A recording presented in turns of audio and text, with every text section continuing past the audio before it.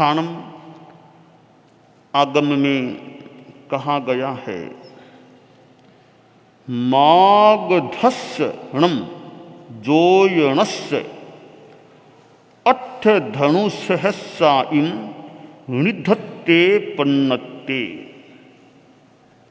मगध में योजन का प्रमाण 8000 धनुष्य का है। योजन शब्द जैन वाङ्मय में चलता है और मगध में योजन का प्रमाण 8000 धनुष्य का है, ऐसा बताया गया है। एक ये क्षेत्र के माप का मानक है और विस्तार से भी इस बारे में व्याख्या में अनेक बातें बताई गई हैं। व्यक्तिगत रूप में विशेष अध्ययन करना चाहे तो ग्रंथों से किया जा सकता है। यह माप है। आदमी यह सोचे कि मैं अपने आप का भी कभी माप करूं कि मैं 1 साल पहले कहाँ था और आज कहाँ हूं। यानी विकास की दृष्टि से मैं कहाँ हूं और विकास किया तो मैंने किन किन चीजों का विकास किया है। मैंने ज्ञान का विकास किया है, स्वास्थ्य का विकास किया है, साधना का विकास किया है। कोई गृहस्थ सोच ले मैंने धन का कितना विकास किया है। पहले कितना धन था 1 साल पहले, आज मेरे पास कितना धन है। धन तेरस है। धन अनेक प्रकार का व्याख्यात किया जा सकता है। साधना धन, साधु के लिए तो साधना भी धन है। गृहस्थों के लिए भी साधना भी तो एक धन है ही है, वो तो बहुत ऊंचा धन है। आदमी इस बाह्य धन को भी चाहता है और चाहना कोई ऐसे बुरा भी नहीं है। गृहस्थ के परिप्रेक्ष्य में कि गृहस्थ है तो धनस्थ भी होना होता है उसे, कि वरना घर धन के बिना घर टिकेगा कैसे, चलेगा कैसे। तो गृहस्थ को धन चाहिए और धन के संदर्भ में देवी शक्ति की पूजा भी की जा सकती है, या करने वाले करते होंगे कि धन चाहिए, धन चाहिए, लक्ष्मी चाहिए।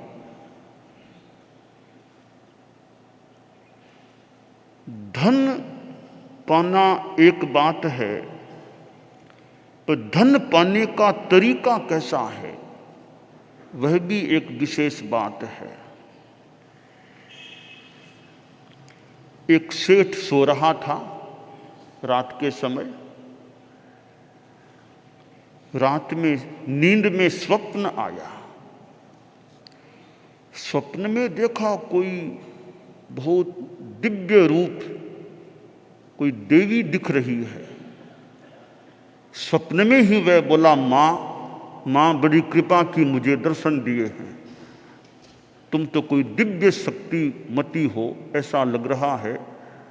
मेरे जैसे को भी दर्शन दिए हैं, बहुत बहुत आभारी हूं। पूछा, माँ आपका नाम क्या होता है?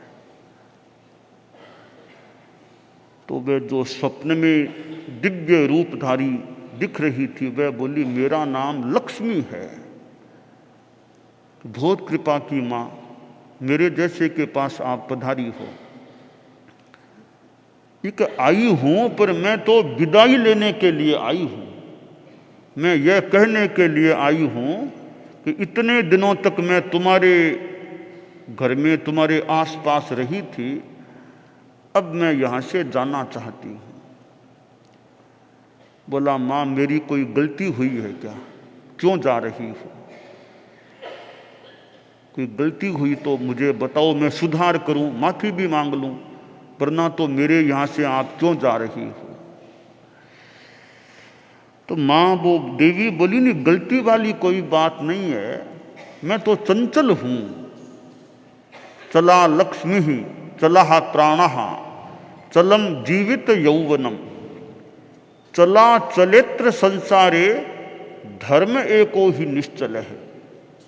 संस्कृत का श्लोक है कि लक्ष्मी चंचल है, और भी कई चीजें चंचल है, जीवन भी चंचल है, यौवन भी चंचल है। एक धर्म निश्चल यानी बहुत कल्याणकारी है, साथ रह सकता है।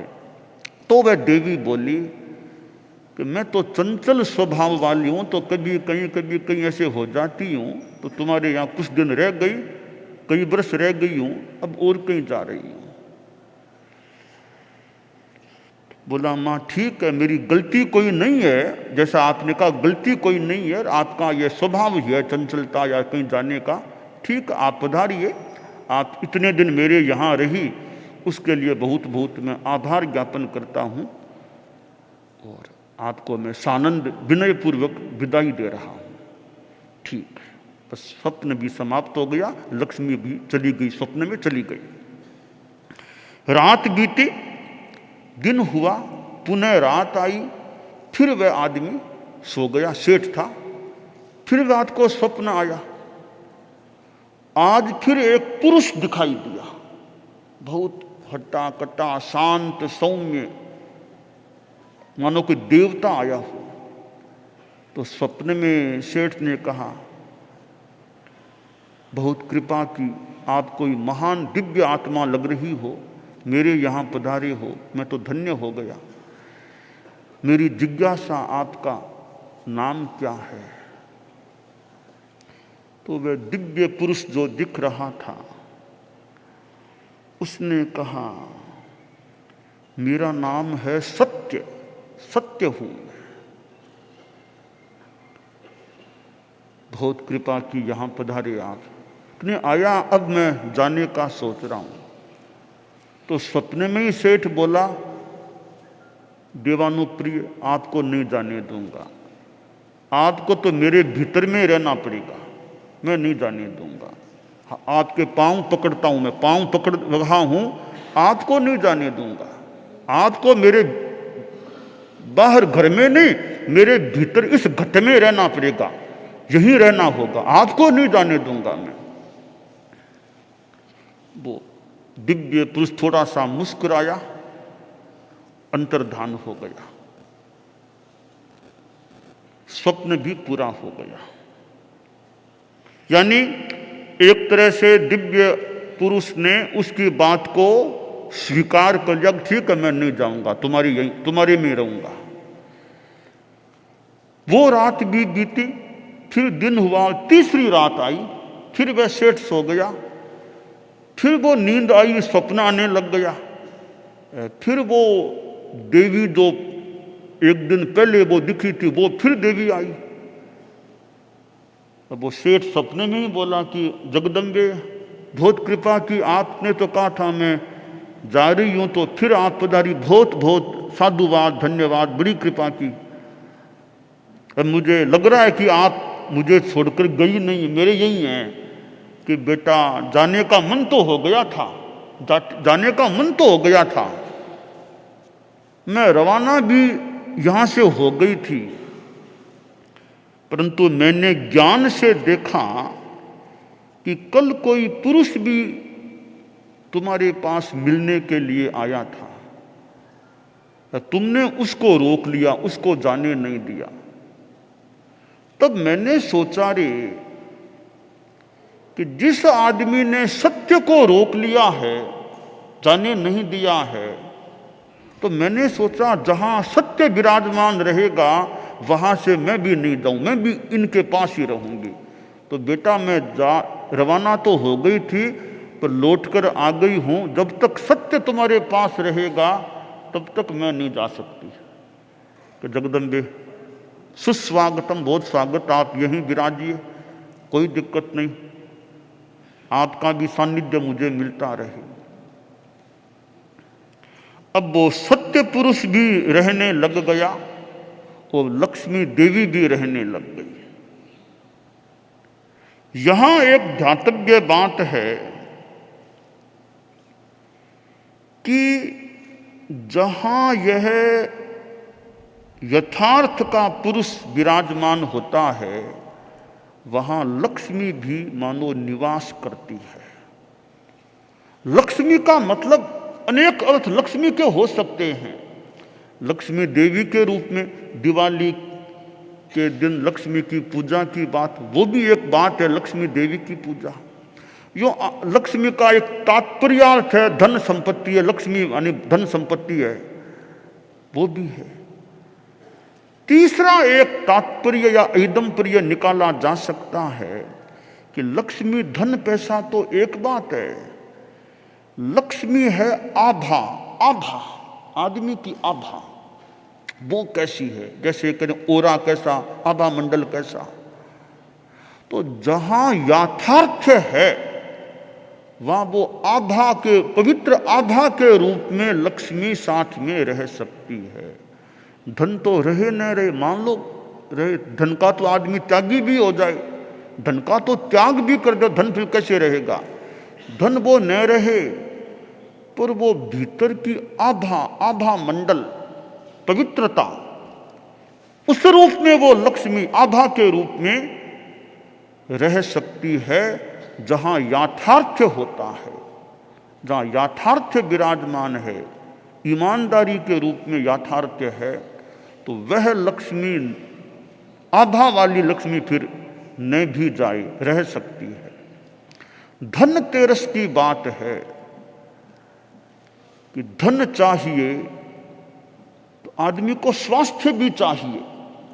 धन आपके पास बहुत है पर शरीर बीमार है तो वो भी एक कमी होती है ना।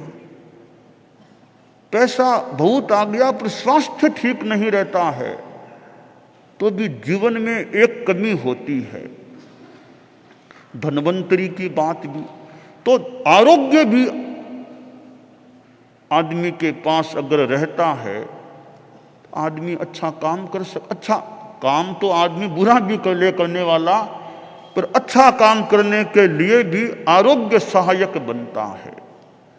आदमी अरोग रहे, निरोग रहे, निरामय रहे तो अच्छा काम करने वाला आदमी भी आसानी से कुछ अच्छा काम कर सकता है। अब धन की एक बात हो गई, धन के साथ आभा की बात, लक्ष्मी आभा की बात। मैंने कहा लक्ष्मी के तीन प्रकार, एक तो देवी लक्ष्मी के रूप में जो मान्यता, लौकिक मान्यता है लक्ष्मी देवी, एक तो वो लक्ष्मी है। दूसरा उसका तात्पर्यार्थ धन भी, लक्ष्मी धन बहुत है, लक्ष्मी घर में है, वो एक तात्पर्यार्थ मान ले। तीसरा अर्थ या ऐदम्पर्य या तात्पर्य है कि आभा, आभा मंडल, आभा, वो आदमी का आभा मंडल कैसा, पवित्रता की आभा कैसी, वो तीसरा अर्थ है। तो धन तेरस को आपको तो मान लो बाह्य धन भी इष्ट हो सकता है, मैं उसकी बात तो अनुमोदना के रूप में नहीं कहना चाहूंगा, पर पवित्रता की आभा रूपी जो लक्ष्मी है वो तो हमें भी चाहिए, आपको भी इष्ट होनी चाहिए कि वो पवित्रता वाली, आध्यात्मिकता वाली आभा है। एक आदमी से मिलते हैं, लगता है बहुत एक शांति, बहुत अच्छा लग रहा है, इनसे मिले, देखा अच्छा, किसी दूसरे को देखा, कोई क्या कौन आदमी है, क्या छोड़ो, वह भाव आ सकता है। तो हमारी वो आभा रहे, तो वो एक लक्ष्मी है, आध्यात्मिकता, पवित्रता की आभा वाली। दूसरी चीज धनवंतरी या स्वास्थ्य की बात है, अरोगता। अरोगता के भी अनेक आयाम होते हैं। एक और जहां शारीरिक स्वास्थ्य है उसका भी बड़ा महत्व है जीवन में, इधर मानसिक स्वास्थ्य है, भावात्मक स्वास्थ्य है। एक श्लोक संस्कृत में आता है, अरोग कौन होता है, निरोग अरोग कौन होता है। नित्यम हिताहार विहार सेवी समीक्षकारी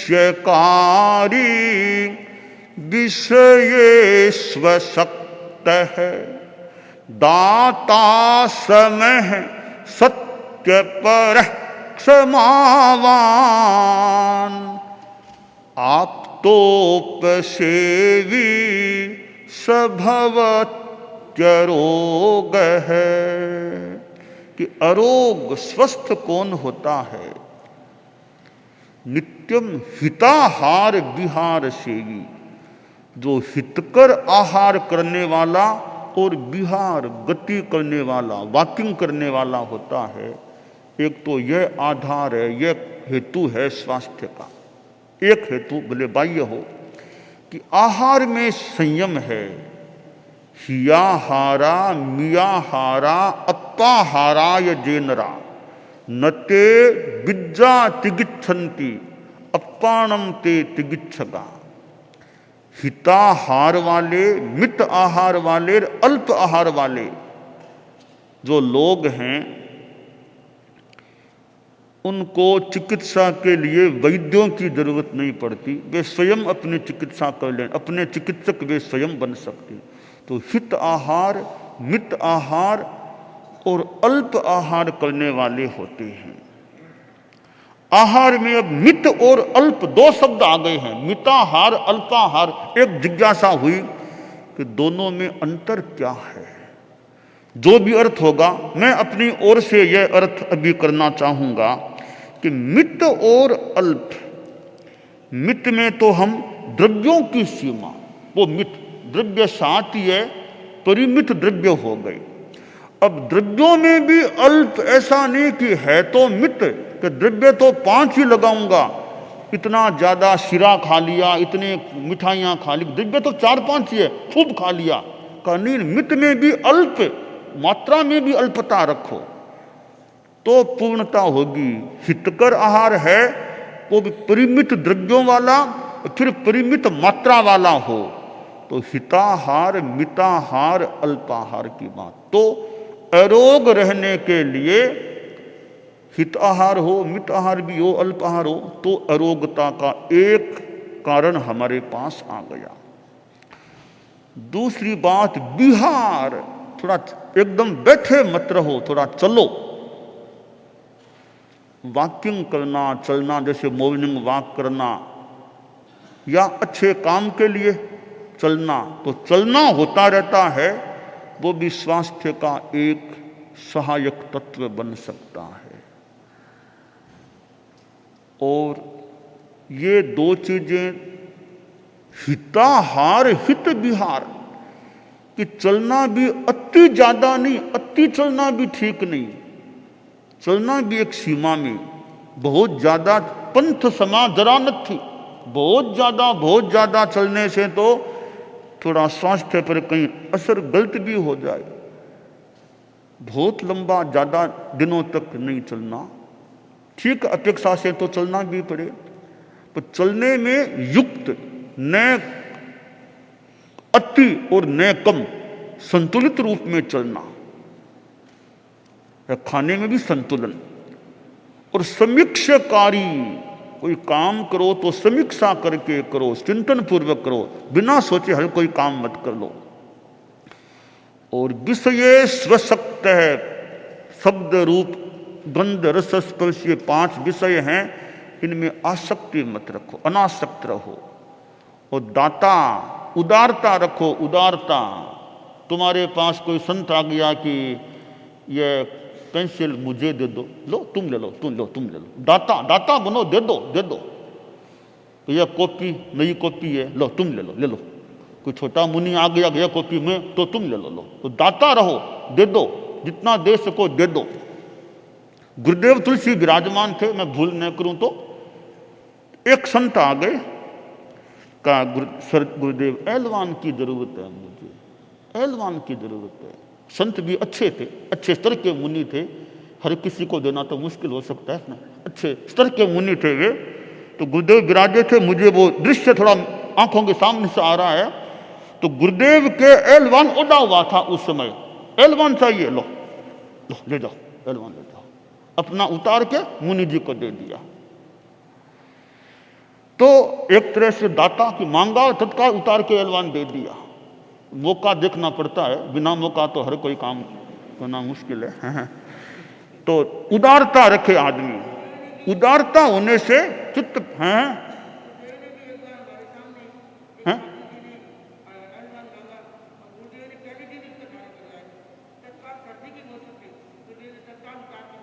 अच्छा, गुरुदेव तुलसी ने, अच्छा हाँ हाँ हाँ हाँ ठीक, हाँ हाँ हाँ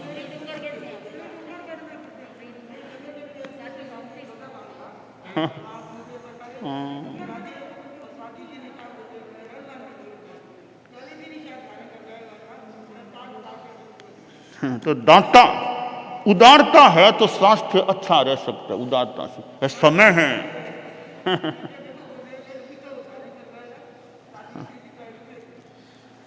समतावान हो, समता, अनुकूलता, प्रतिकूलता, समभाव, शांति में रहने वाला, और सत्य पर है, सच्चाई, सत्य में तत्पर परायण हो, ईमानदारी की निष्ठा वाला हो, क्षमावान, सहिष्णु आदमी हो, और आप्तोप सेवी, तीर्थंकर आदि की सेवा, उपासना, पूजा, भक्ति करने वाला हो।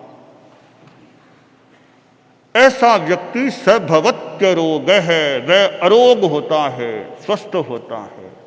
तो धन तेरस है, इधर धन, धन्वंतरी, स्वास्थ्य, तो यह कार्तिक कृष्णा त्रयोदशी है।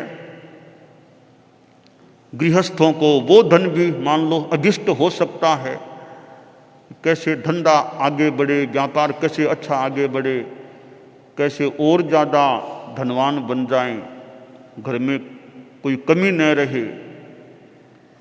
और हमारे संत लोग हैं, इनको वो पैसे वाला धन नहीं, स्वास्थ्य का धन तो होना अच्छा है, स्वास्थ्य का धन अच्छा रहे तो साथ में अपनी साधना, वो और भी ऊंची बात है।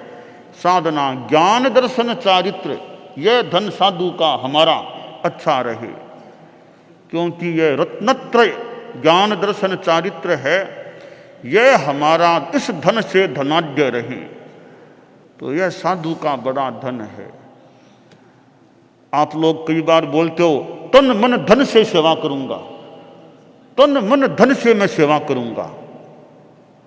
तो साधु कोई ऐसा बोल दे तो तन मन धन से सेवा करूंगा, तो ऐसे तो ठीक है, व्यवहार की बात है, कहीं नहीं भी बोलना ठीक है। बाई चांस कोई सद्भावना से बोल दे तो भी तन से सेवा करूं, संग की, मन से करूं, ज्ञान आदि धन से भी सेवा करूं, संग की, व्याख्यान देने की कला का धन मेरे पास है, उससे सेवा करूं, प्रेरणा देने का तरीका मेरा बढ़िया है, उस धन से सेवा करूं,